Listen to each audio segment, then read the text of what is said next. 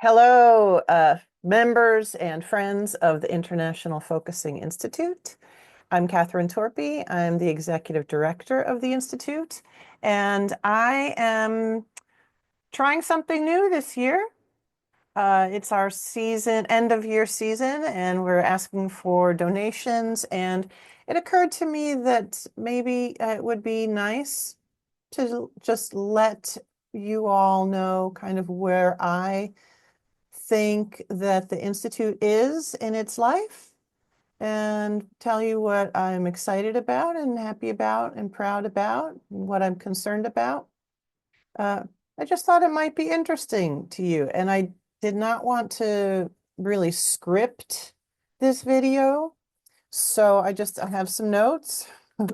Um, but I'm going to really speak off the cuff, so to speak.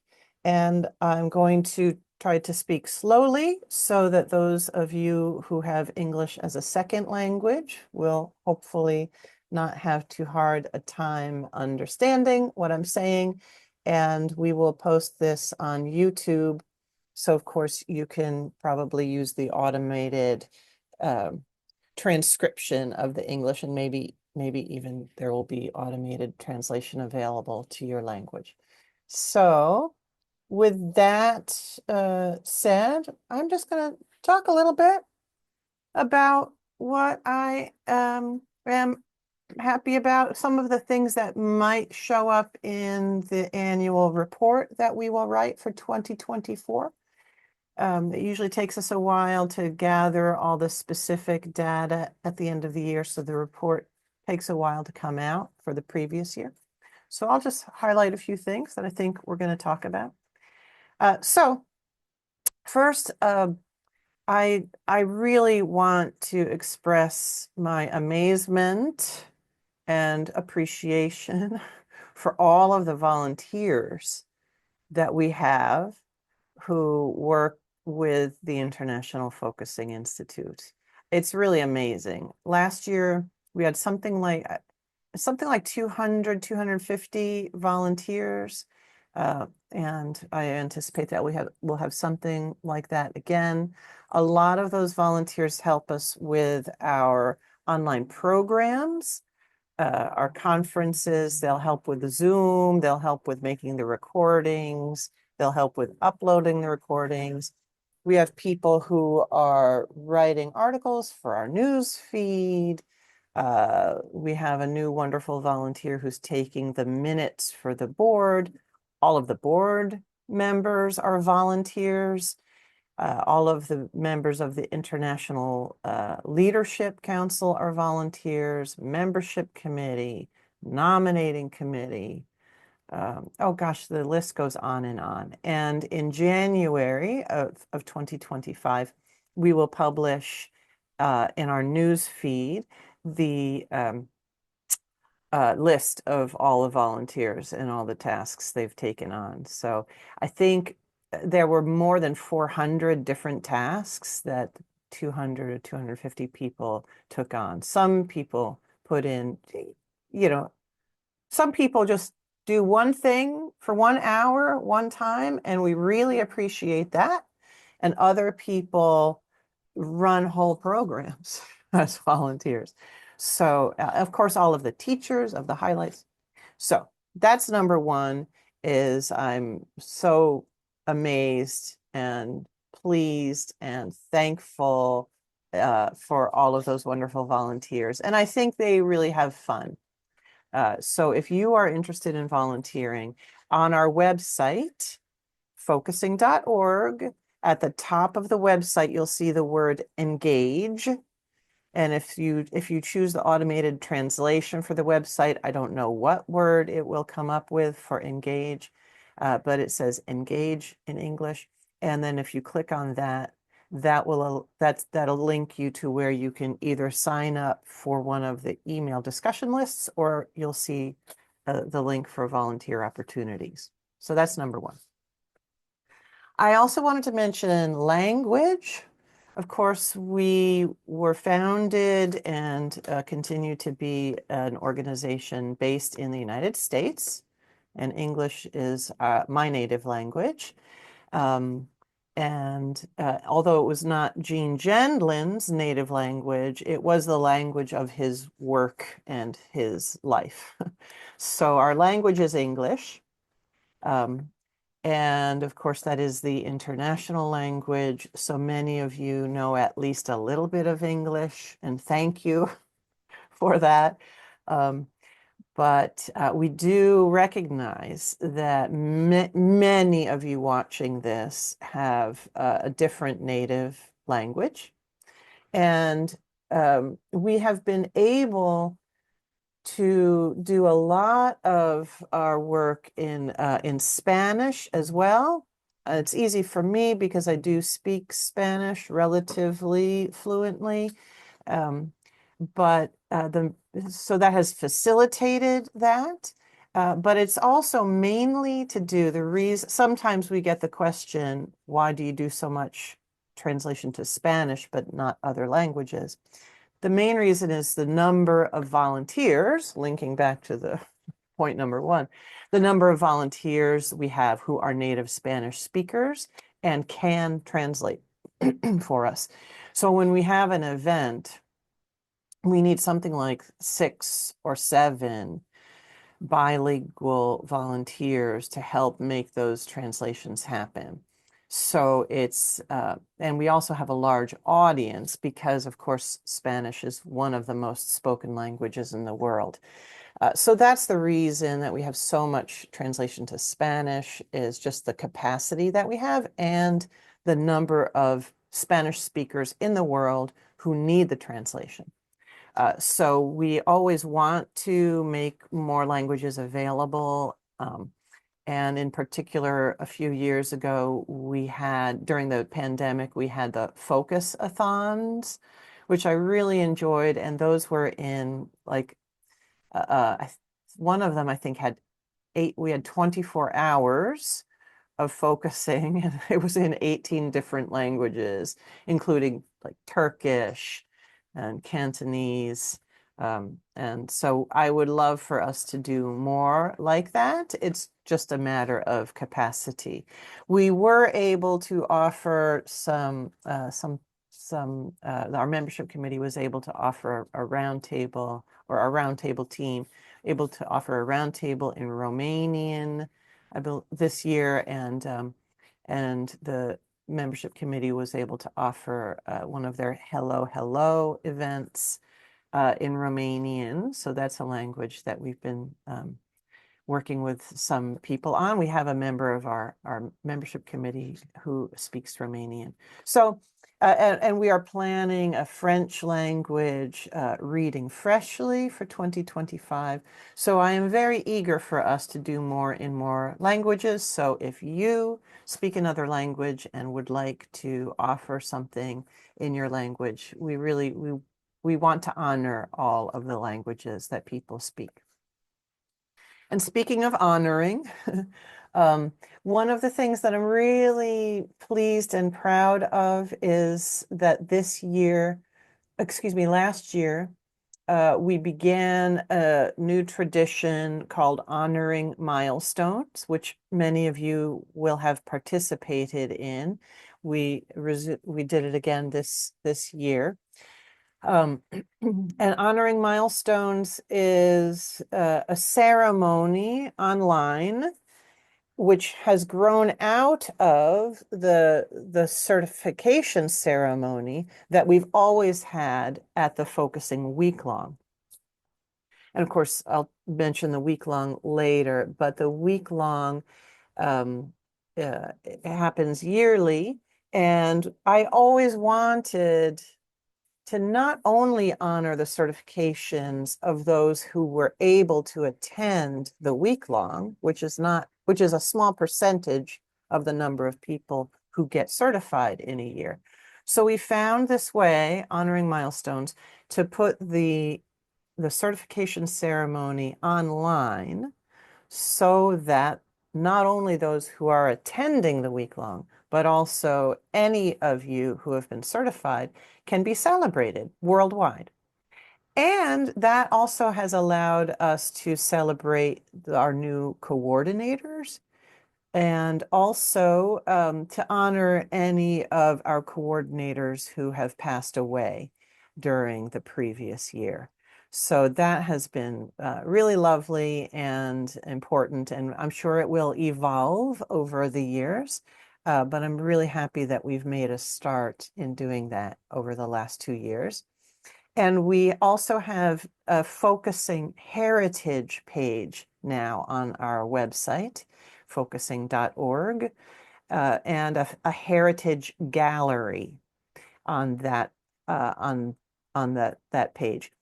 So that will honor some of the more the people who are I don't know, kind of focusing elders, people who, we can't, I wish we could honor every single person in the focusing community who passes. Um, but it will show the people who have made major contributions in the focusing world. So please check out that page on our website. I mentioned earlier reading freshly. That's something that one of our wonderful members and a former board member took as an initiative to have people, members, as a free benefit, read together Gendlin's Focusing book. And it was a huge success. And so we are going to be continuing that or starting it freshly in 2025. In English, we looks like we're going to have two different time zones for reading freshly to read Jean's book, Focusing, and one in French to read that book in French. So I'm very excited about that. I'm also excited about something that's kind of happened on the back end, not visible to most of you, which is that the international focus, Gendlin left his intellectual property to the International Focusing Institute, and he died a number of years ago. I guess 7 years ago already now, and we have had some issues with that transition to the International Focusing Institute being able to administer all of his intellectual property. So if you have made a request about making translations of some of his work, I probably did not get back to you in a very timely manner, and that has been because of some just issues with that transition, working with the publishers, making sure that they know that we are the inheritors of Jean's intellectual property. And it has just been a big job that I have not been able to do properly.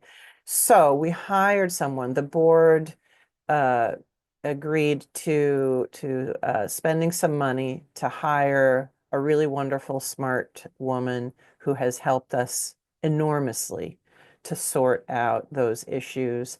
And that is almost a complete process now. And I'm very proud and happy and grateful and relieved to have that sorted out so that if you are one of the people who has asked for information or permission to make translations of Jean's work in the future, that looks like it's going to be going much more smoothly. So I'm very happy and grateful about that. I'm going to talk about other things, but maybe I will say here a couple of just next on my list um, is my one kind of concern about the Institute right now, which is as we look at the end, I'm about 2 weeks before the end of 2024. I'm concerned about this year's financial situation only because our income from our programs is much lower than we had budgeted for.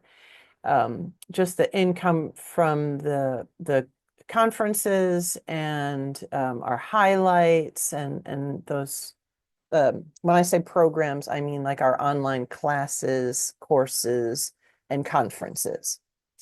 And I don't have a concern about it in terms of, I don't think there's any lack of interest, and I don't think there's any lack of enthusiasm. I just think that the economics of online programs are shifting after the pandemic. I don't think we have found kind of the new normal. And also so I think we just have to adjust how we're doing things. Both in terms of what we can anticipate and maybe how we bring in more money from programs. And our programs are very dependent on our volunteers and their energy and our teachers, how many teachers are wanting to teach, how many people are wanting to put on conferences, what their capacity is. And during the pandemic, I think there was actually a lot more capacity in people because they were sitting at home. So I think we just have to adjust, but that means that for 2024, our income from programs is substantially lower than we anticipated. So we are hoping that we will get more donations. We have a couple of angel donors who give spectacularly in 5 figures, and we're so grateful for those angels. And they mostly like to stay anonymous. But and maybe I'll mention now that some of you, when you donate, you watch for the matching fund.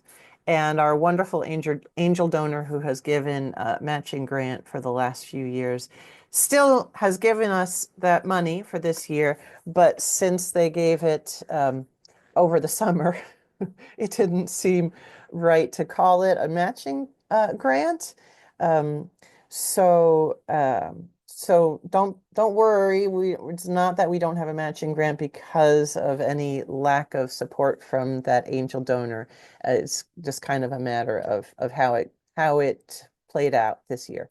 So we're hoping that you will donate it as you would have if there had been a matching grant. And hopefully we will, if you're able to give us a matching grant for next year, anyone out there that does seem to motivate gifts. So that's my major concern for this particular year is just the lack of income, not a total lack of income, but a lower than budgeted income from programs. So we'll see what happens next year. It's just we'll figure out kind of what we think people will pay for, um, and um, and we'll just adjust. It's always kind of a guess about what interests you, what you want to do, what you want to give to, either as a donation or as a volunteer or as a paid program. So that's really, I'd say, my only concern right now about the Institute. I feel quite good about the energy, the excitement. I feel great about all the things that you all are doing out there. And so one of the other things that I want to highlight is that on our events listing, focusing.org/events, we are so thrilled by all of you who have certification, either as a focusing-oriented psychotherapist or as a trainer or as just not just, but as a certified focusing professional. All of you who are certified and are members uploading your courses and events on our events listing. It's really exciting to see.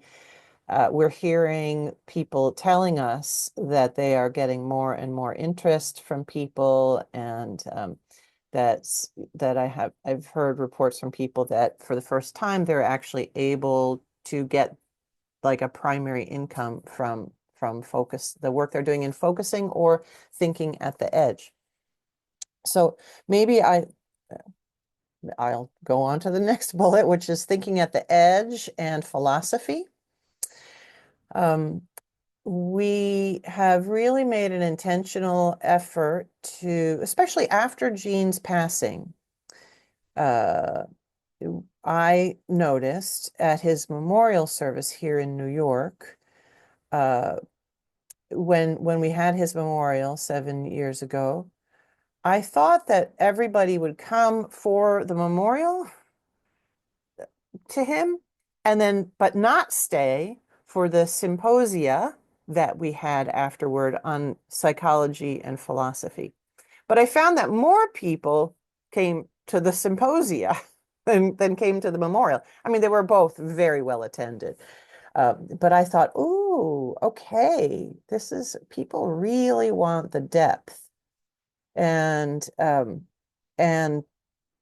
also thinking at the edge was kind of just did not have the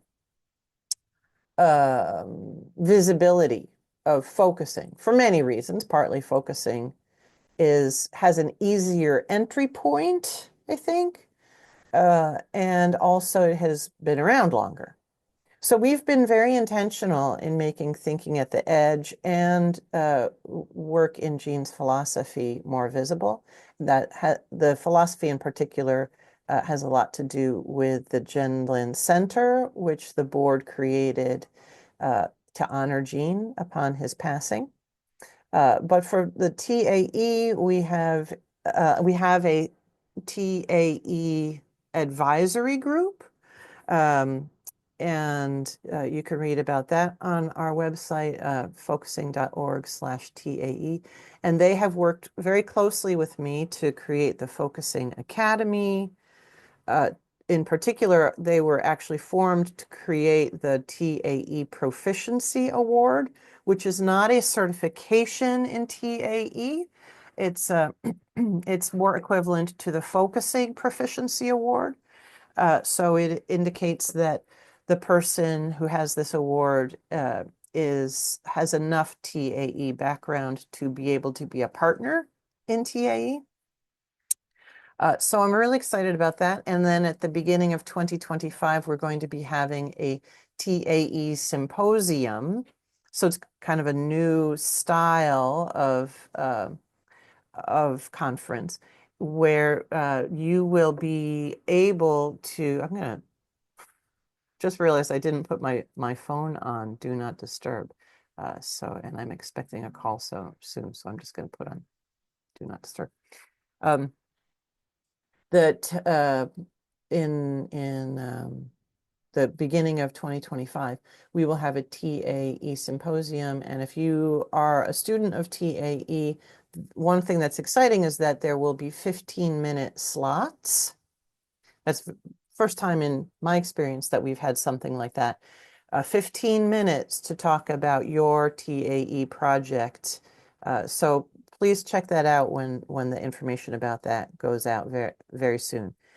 And then with philosophy, the Gendlin Center, Gendlin Research Center, has created a philosophy award. It has not been given out yet, but we really want to, with that award, encourage more deep academic scholarship on Gene's philosophy. And of course, the Gendlin Symposia, which have happened over the last 4 years,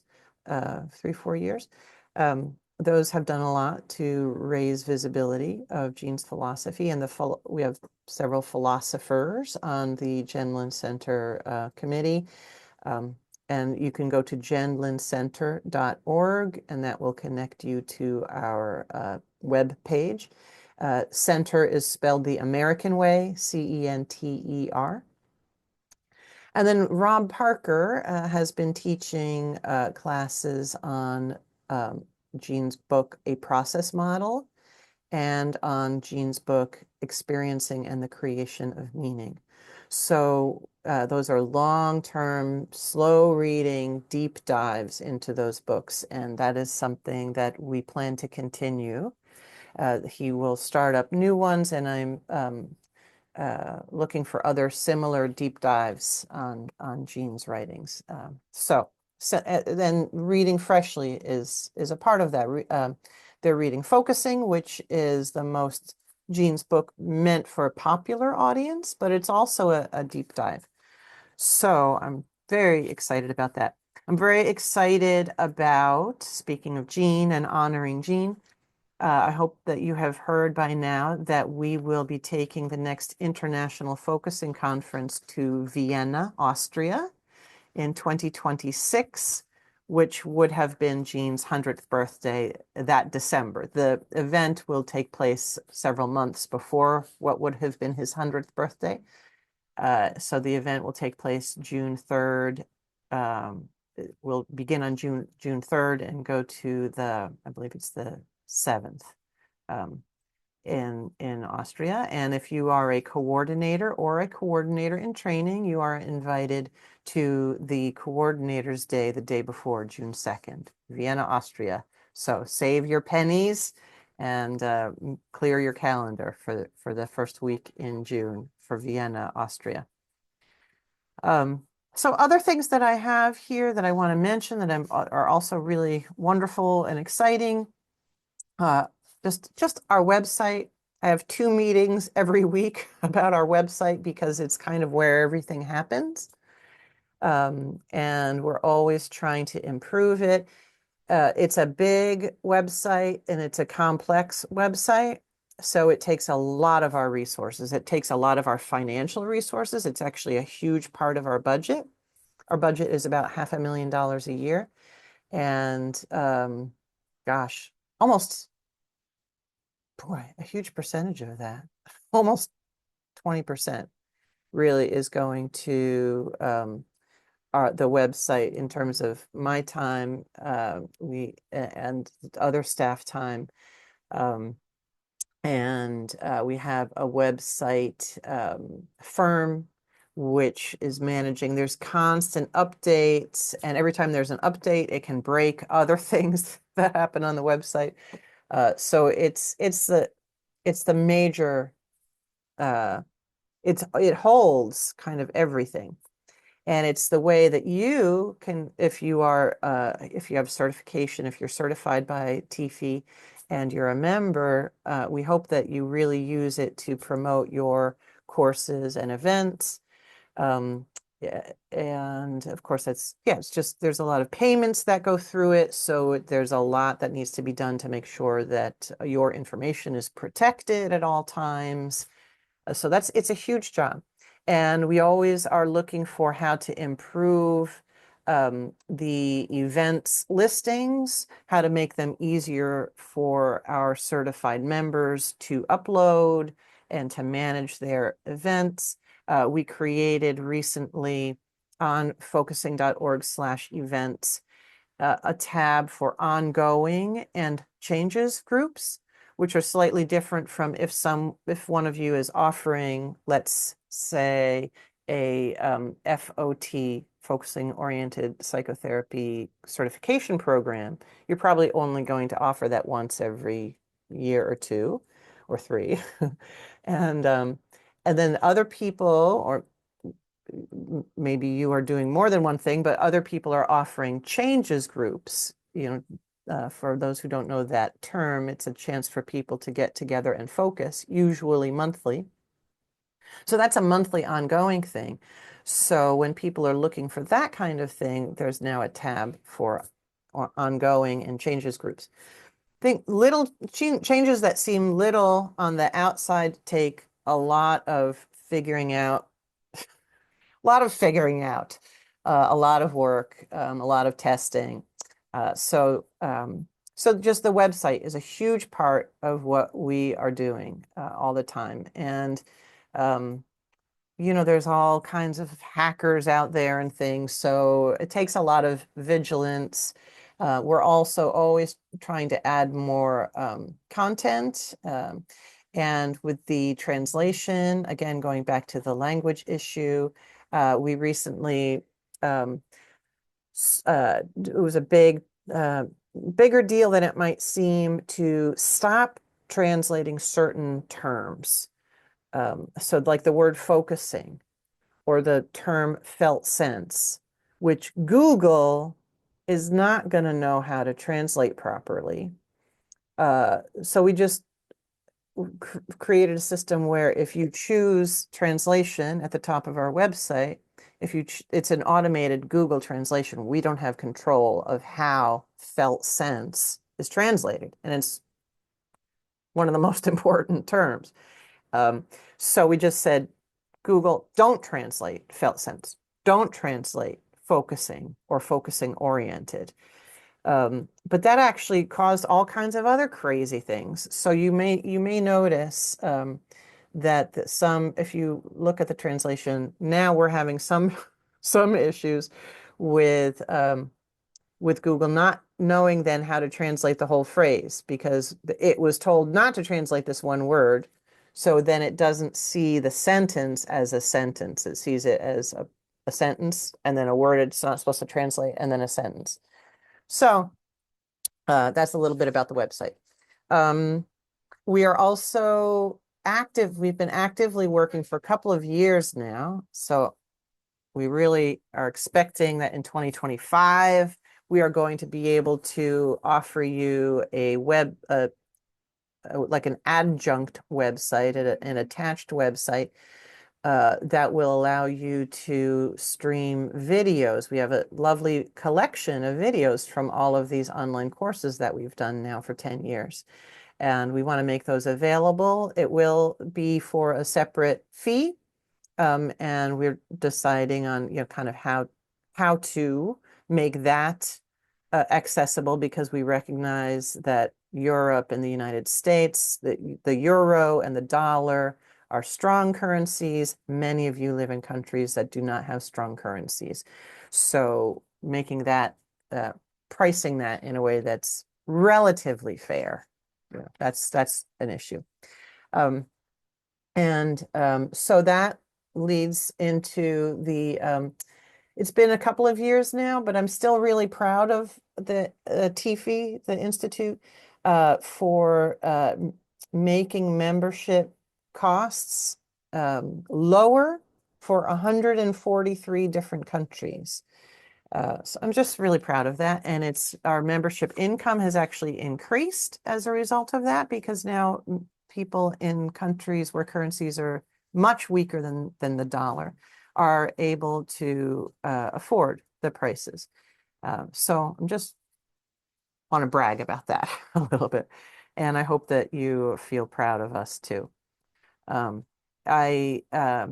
Next on my list is just to mention our wonderful coordinators. We have, I think, close to 300 coordinators worldwide now. And we're always getting more coordinators in training. We now announce them on our monthly milestones in the news feed.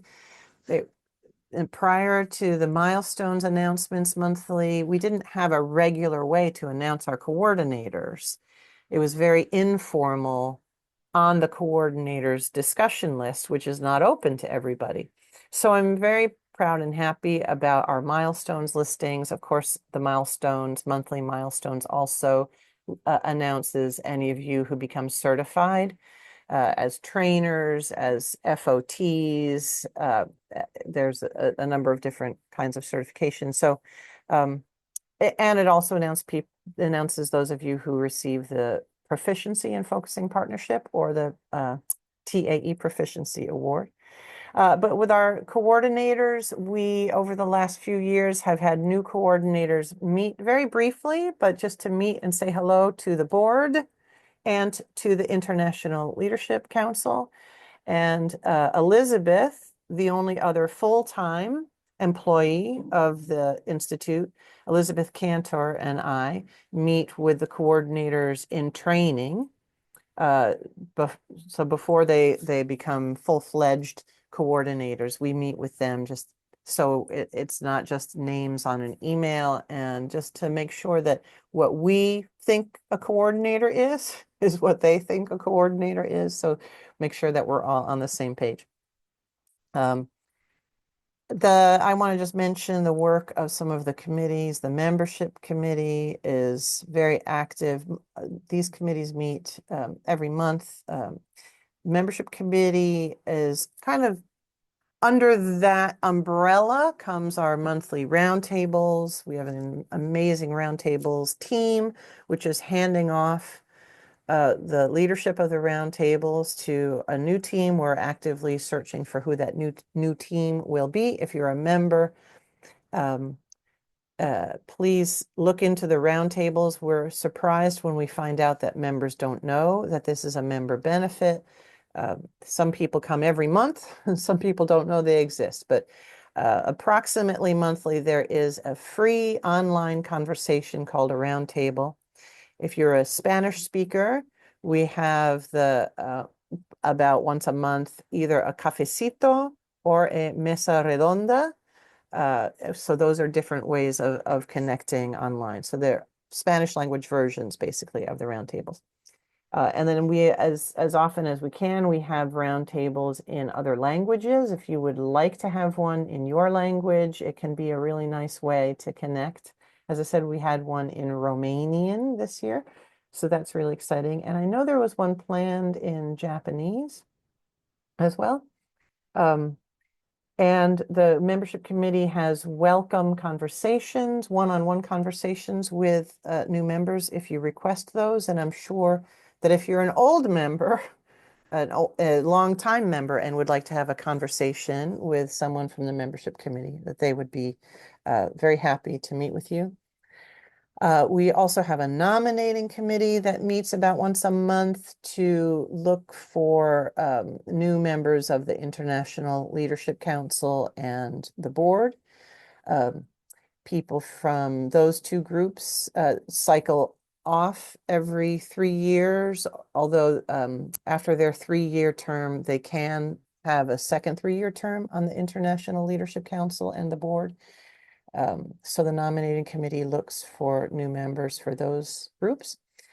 We have, as I mentioned earlier, a TAE advisory group. There's an FOT, Focusing Oriented Psychotherapy Advisory Group now that meets with me monthly. We have the Children in Focusing Advisory Group. They've been active for the longest period of time, for a number of years, and they have been organizing Children in Focusing roundtables, the Children in Focusing conference. They updated the Children in Focusing portion of the website. They've worked with me on certification issues. So they're very, very active. Yeah, I'm trying to think. I'm afraid I may be forgetting one of our committees. I'll name one later if I remember one that I'm forgetting now. Of course, the conference committees meet regularly. Of course, there's the Gendlin Center, and I'll mention that in just a second. Yeah, well, the second has come now. The Gendlin Center. Oh God, just had a moment where I was worried that I hadn't been recording this. That was what that look of worry was. The Gendlin Center, I'll talk about it now. I love the Gendlin Center. As I said, it was formed Gendlin Research Center, sometimes we like to say. The full title is the Eugene T. Gendlin Center for Research in Experiential Philosophy and Psychology.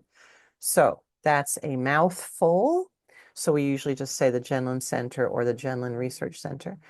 They have recently chosen a new recipient for the Gendlin grant for research in psychology.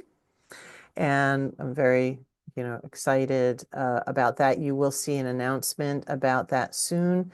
Those grants that come from your donations have generated some great research in psychology that that's very, very important for making Gendlin's work and focusing as a recognized methodology in psychology. So, I mean, we know that it works and works better than some of these, or for different people, I guess. I'm not downplaying other things that work well too, but we know focusing really changes lives for the better. But people who don't know focusing don't know, so we need research to prove that. As I mentioned, also they do have a philosophy grant that has not been given out yet because we really we are searching for really high level academic philosophy research that we can give our prize for. Of course, the Gendlin Symposia, we did not have a symposium in 2024. So we had one late 2023. So hopefully we'll have one in 2025. We have not settled on that yet. We got a new Gendlin Center logo this year, so you may have noticed that. This one has a photo of Jean rather than the drawing of Jean. And the photo was taken by Jean's son, Jerry. So when Jerry sent us that photo, we thought, oh, that's perfect. And it's a photo of Jean at the height of his um, the height of his life, and his around 50 years old, I think, something like that. We recently sent a survey from the Gendlin Center. If you did not see that, please look for it. The Gendlin Center wants to know who out there is teaching in a university setting as an adjunct, as a full professor. What we want to know that you're there and what you're teaching in any language. So please look for that and forward that email if you know of someone who's teaching Gendlin in a university setting that we ought to know about in any field. You know, there's a book written about Gendlin and geography from a number of years ago. So it could be in any field. And we did have a one-day conversation in June that the Gendlin Center committee led. And that was really well attended. And I'm really hopeful that they will decide to do more of those in 2025 as well. I want to say a little bit about some of our programs, using the word program in the sense that I did earlier, like our conferences, our classes. We have about approximately monthly, pretty much monthly, we have the focusing highlights. And if you are interested in offering a highlight, please let us know. Mostly, those are intended for people who have certification. We can make some exceptions if you can offer something that no one else that we know of can offer. And those are just a great way of offering it's pay what you can. So people who attend have to pay at least $1. We ask for $30. Sometimes people pay more. So we depend on at least some people paying a little bit more. It's a great way for you if you want to offer something, to do it in a way that's kind of where you're very much held. You know, we have a whole team behind you to offer that highlight. And it's a great way to just offer highlights, you know, different things in focusing, different approaches to focusing to the public. So those have been really wonderful and successful. The Focusing Academy is something new this year that I'm very excited about. It was kind of inspired by the way we used to do the Focusing Institute summer schools. It's a chance for people to study in depth for a total of 12 hours, four sessions of 3 hours each, basic focusing. So it is for a total beginner. We ask the teachers to make it so that a total beginner can get the beginnings of focusing practice, the 12 hours of the focusing practice. But it's also a fantastic way of just being a beginner again, even if you have been doing focusing forever. There's so much value in starting fresh with a fresh perspective, or just recharging your practice, or seeing a different way that a different teacher teaches, or if you yourself are a teacher, attend the Focusing Academy and just kind of get inspired by how somebody else teaches focusing. So that is happening in January, this coming January.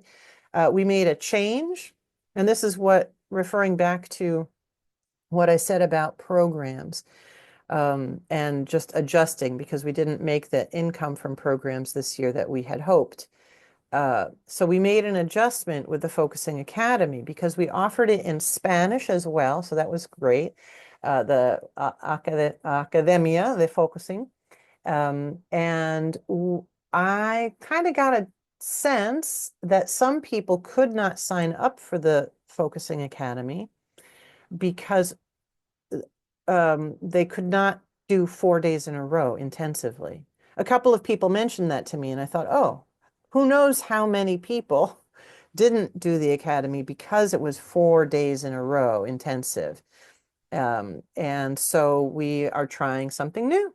So this refers directly back to what I said at the beginning of this video about my concern is just, we just try new things. Oh, maybe if we do the Focusing Academy on 4 Fridays in a row instead of Thursday, Friday, Saturday, Sunday of one weekend, maybe that will open it up to more people. Maybe we will therefore get more income and serve more people in the way that they need to be served.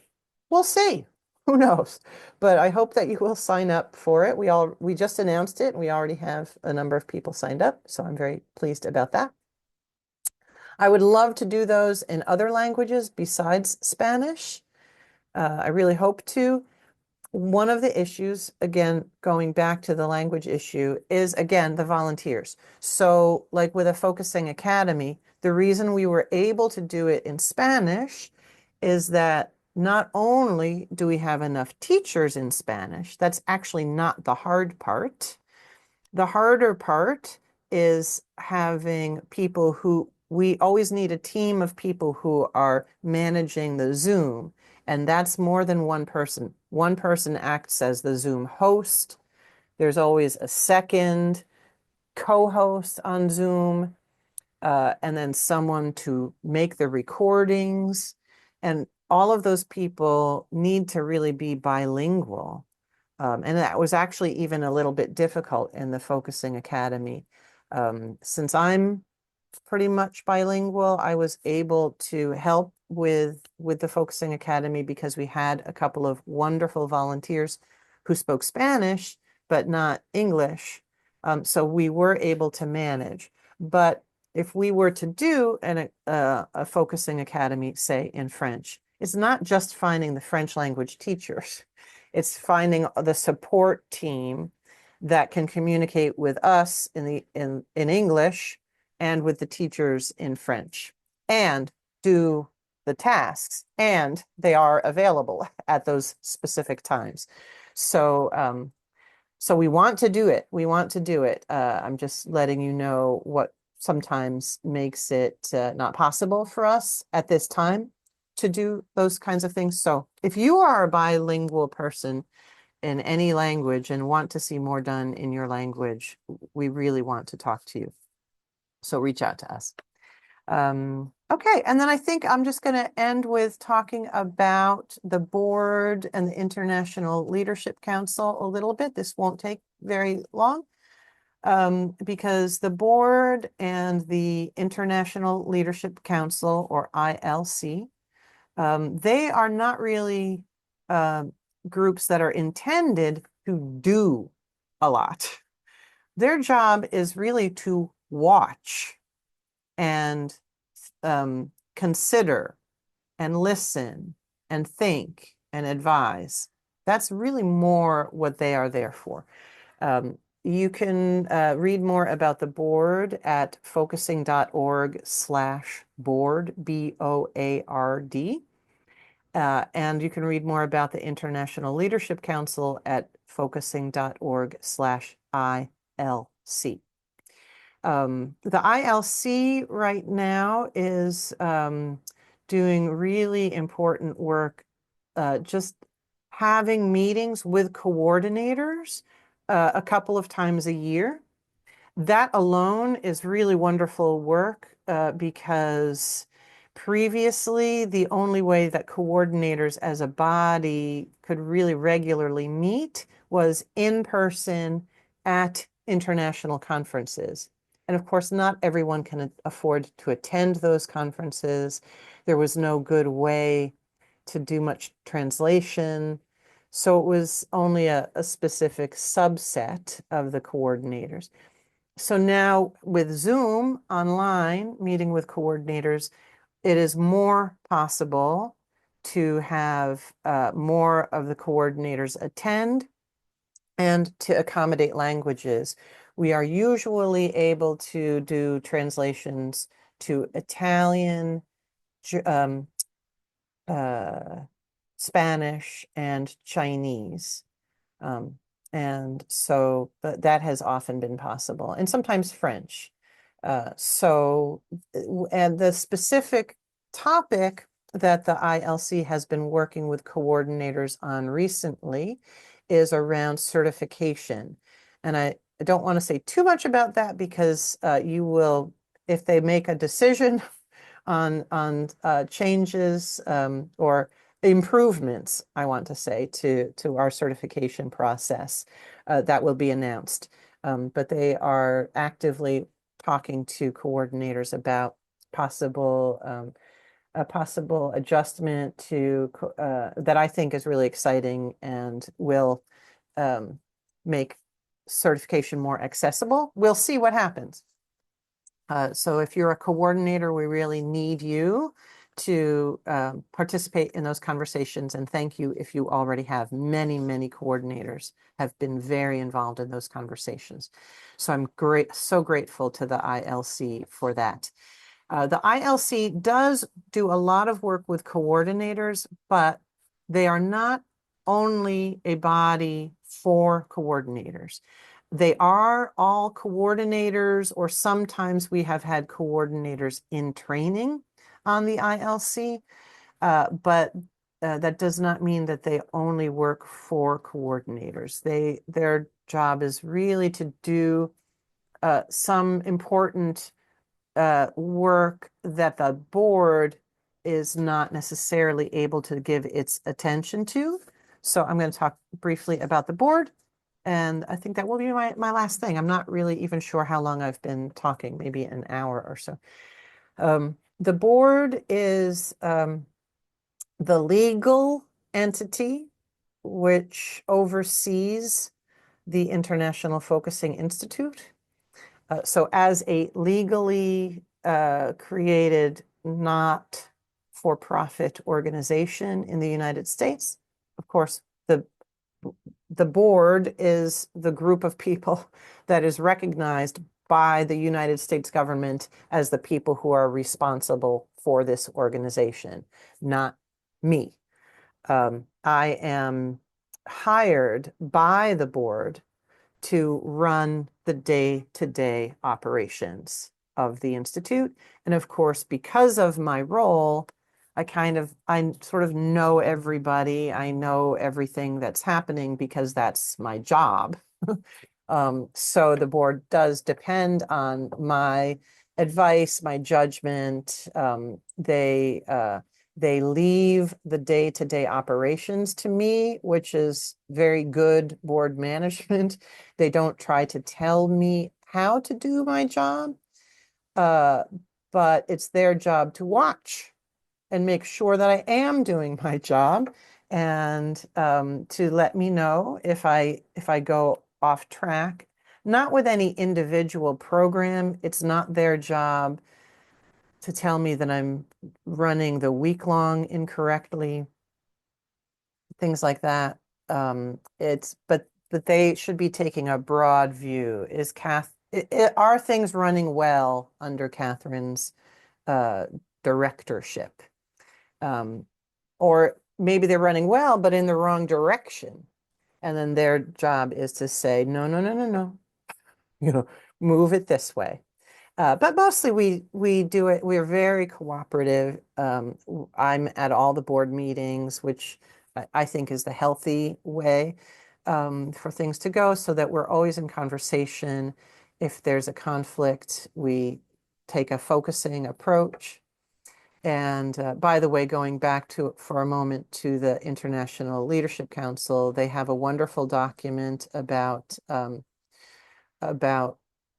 of about conflict resolution. It's called the concerns, how to address concerns, and that's on focusing.org/ILC.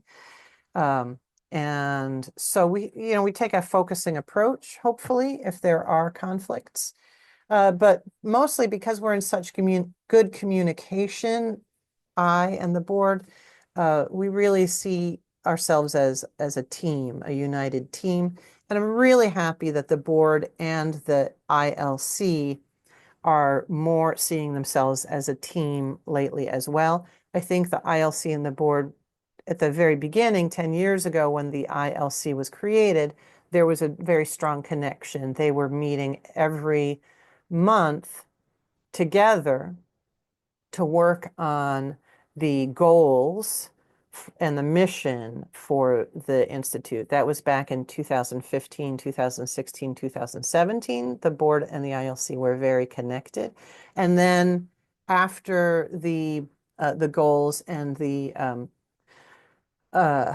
strategic planning document was published in 2017, the board and the ILC kind of drifted apart, still trusting each other, but not in so much communication. Now they have decided to be in much better communication. There is a liaison from the board to the ILC. So she attends the ILC, not every meeting, but about once a month. And then once every 2 months, an ILC member is in attendance at the board meetings. So that has felt really good to them and to me. And speaking of the strategic plan and the goals for the Institute, you can find those at focusing.org/mission, MISSION. And the goals that the ILC and the board back in 2017 published after 2 years of meeting every month, sometimes more, having a subcommittee that would also meet every month, meeting in person at the Seattle International in 2016, I guess that was. I'm not sure about if I'm getting that year correct, but after all of that work, consulting with the membership, with the coordinators, they published the strategic plan in 2017, and so much of that strategic plan did come to fruition, almost all of it, I would say. And the goals, the 4 goals for the organization, TIFI, that they elaborated have served us very well. They're wonderful. There was a lot of felt sensing that went into what do we think this organization is for? And they have served us very well. So one thing that the current board has been doing this year has been looking at revising those goals because they were excellent and are excellent, but we've wanted to acknowledge where we are now. And so the board has spent the last year looking at a revision. I have worked as a subcommittee with one member of the board about to take time to suggest revisions to the board, have them comment on them, and then we come back, we suggest a new revision. It's gone back and forth quite a bit. So the board just approved, at the last board meeting in November of 2024, The board approved a revision, which now we are going to ask the ILC, the membership committee, other groups within the institute about how do these goals, revised goals, sound to you? And we anticipate that there won't be too much more revision, and then we will publish them to all of you. So that's been a big thing that the board has done this year. And welcoming, a new board member, saying goodbye to a board member whose term ended. They have just agreed on a date for the board started doing a meeting each year for members to come and meet the board, hear what the board's up to, and ask questions, make comments. That has normally happened in the fall. It didn't happen this fall, so we have just set the dates for February at 2 different times because we want to make sure that no matter what time zone you are in, hopefully you can make one of those meetings with the board. Otherwise, they approve budgets. We are going to be talking we have a board meeting in a couple of hours. Today is December 13th when I'm making this video. So they are going to be looking at what were our goals for this year.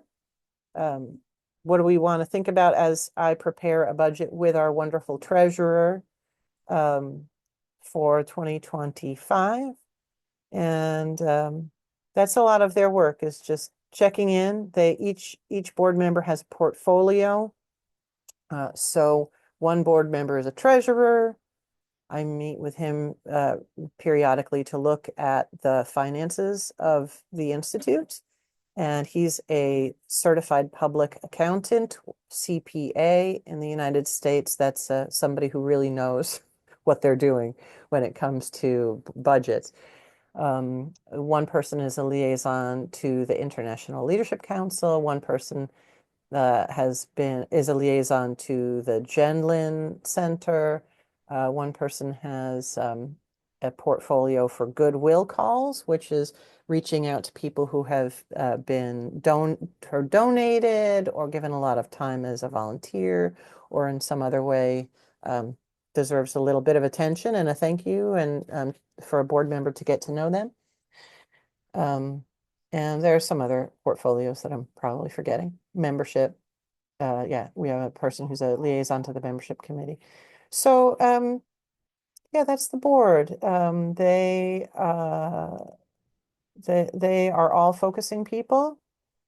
I could see a situation where somebody who has a focusing heart, but maybe isn't a focuser, could be maybe a adjunct member of the board. We do have a new thing called an adjunct member, which is someone who would serve a year and not have a vote, so they can maybe give us some of their expertise. It's also a way of making sure we have maybe more diversity on the board. If there are certain demographic groups, let's say, that we have no representation on, maybe they could be a liaison for a year if it's not possible for such a person to serve for 3 years, so we don't lose the ability to have such a person on the board. And when I say such a person, somebody who just is going to bring a perspective that isn't present on the board currently. We always would look for that as a full board member, but the adjunct, the possibility of being an adjunct raises the possibility that we could have either more diversity or someone who's not, let's say there's someone who really knows a lot about nonprofit organizations or a lot about fundraising, and we would like to have their voice on the board. And they have a focusing way about them, but maybe they're not a focuser. That is a possibility for the adjunct position. That hasn't happened yet. It's just something that I could see happening in the future. But so far, the board members are dedicated focusers, and that's the way it will always be. And they're amazing people. And the board meetings are really productive and courteous and well run and fun. I look forward to them. And that's a really big deal. I know other people in positions similar to mine where their boards are not like that. And so I think because of being focusers, we really take a focusing approach to the way we run things. And when we fall short, we adjust, you know. So those are my thoughts. I hope they were kind of interesting, kind of enlightening.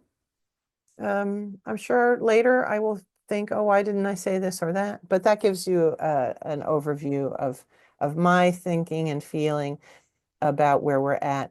Again, as I said, the idea for this came because it's the season of the year where we're really depending on donations.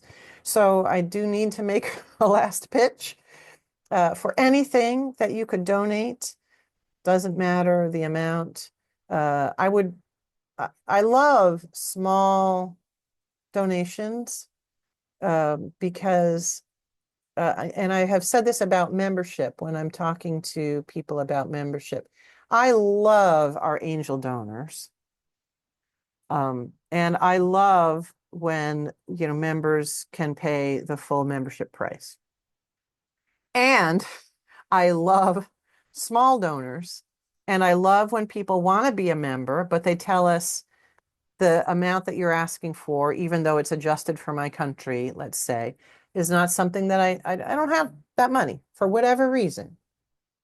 Could be, work. It could be I have a family that I need to support and I don't have any extra income.